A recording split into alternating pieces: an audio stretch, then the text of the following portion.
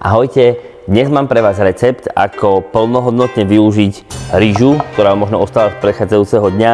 Urobíme si veľmi známu smaženú rýžu alebo nasi goreng. Chce to len trošičku krájania, pár dobrých ingrediencií, takže sa od toho poďme pustiť. No a zeleninu, ktorú budem potrebovať, je nejaká mrkva, stopkový zeler, ja tu mám ešte nejaký cesnak, samozrejme výborný zázvor, jarnú cibulku. Všetko si nakrájame, pripravíme, urobíme si k tomu vlastne aj takú tú omáčku a potom sa to všetko len narýchlo osmaží na horúcej panvici, takže poďme začať krájaním a postupne si prejdeme všetky detaily. Mrkvu, stopkový zeler, hrachové lusky a jarnú cibulku si nakrájame na kúsky zhruba o veľkosti 0,5 cm a následne šalotku a čínsku kapustu na prúžky. No a po chvíli krájania máme takto krásne všetku tú zeleninu pripravenú. Naozaj dôležité, aby boli na rovnaké kúsky. Aspoň teda tá základná zelenina, pretože sa bude rovnako opekať a rovnako sa uvarí. Nastrúham si ešte cesnak. Zhruba jednu čajovú lyžičku, takú okopistu bude úplne stačiť a rovnaké množstvo zázvoru. V miske už mám 10 g cukru, k tomu si pridáme 120 g sojové omáčky, 25 g ústricové omáčky a 2 polievkové lyžice sezamového oleja. Jedna z najdôležitejších vecí pri smaženej rýži je tú rýžu osmažiť, čo znamená, že potrebujeme naozaj horúcu panvicu, dať si na tom záležať. Začneme trochu rastlinným olejom, tak 2 polievkové, 3 maximálne lyžice. Naozaj olej musíme rozpáliť a na ňom si vlastne orestujeme prvé mrkvu, stopkový zeler, hrášok a šalotku. Postupne sa potom budem pridávať ostatné veci, samozrejme rýžu a tak ďalej. Tento zvuk potrebujete, aby to takto krásne syčalo a nepotrebujeme dať tomu základu nejak veľmi to prehnať. Chce to naozaj, že maximálne minútku, 2 top. Už teraz to nádherne vonia, ale až teraz pridávame zázvor najemno nastruhaný a cesnak a toto vykopne do úplne iného vesmíru. Dôležité ho zarestovať, to znamená znova dajte tomu na tej horúcej panvici minútku, poriadne to zarestovať, aby sa nám vlastne ten zázvor s cesnakom tepelne upravili. Bude to skvelé a teraz by sme tam mali pridať trošičku čili pasty. Zvolte podľa toho, ako veľmi radi máte palivu.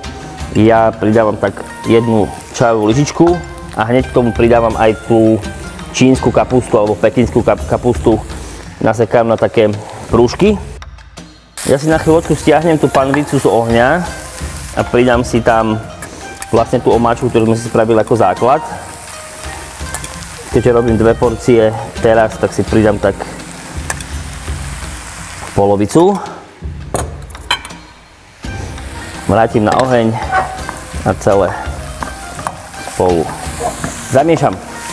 No už prišiel čas aj samozrejme na rýžu. Keďže je studená, tak bude treba trochu opražiť a prehriať.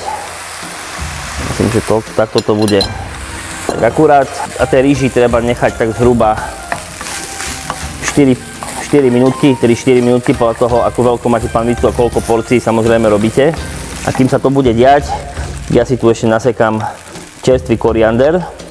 Tieto stonky tam dám prvé, tie sú trošičku tuhšie, takže tie mierne varenie zvládnu. A potom vlastne už len tie listy úplne naozaj na záver. A takto nejako by to na záver mohlo vyzerať krásna osmažená rýža. Vypneme si už oheň. Ako hovorí tradícia, tak jedna ruka varí a druhá upratuje. Čiže sa snažte mať v tej kuchyni naozaj vždy čo najväčší poriadok. Na to sú tieto papierové utierky úplne ideálne. No a ešte samozrejme k nasi goreng patrí aj smažené vajíčko. Že si poďme ešte rýchlo smažené vajíčko a potom príde ten moment, kedy to budeme celé ochutnávať, čo je najlepší moment varenia.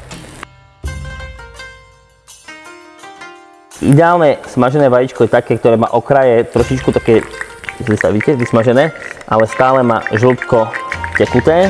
Aby sme zbavili trochu tuku, tak si ho dáme znova na papierovú utierku, ktorá slúži úplne ideálne na toto. No a už nás čaká iba plating. Ja tu mám ešte smaženú cibulku, smažený cesnak z ázijských potravín a samozrejme nezabudli sme ani na jarnú cibulku, ktorú sme si nakrájali na začiatok. Tá pôjdeš na záver, aby tomu dala takú ľahkosť. Poďme si to celé naplejtovať.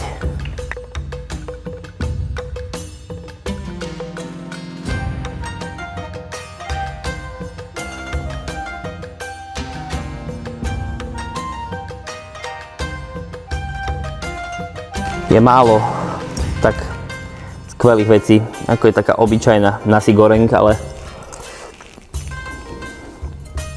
to je tak výborne jednoduché jedlo. S tým vajíčkom. Mierne palivé. Skúste to, naozaj nemáte čo ľutovať. Prajem dobrú chuť a ešte pekný deň.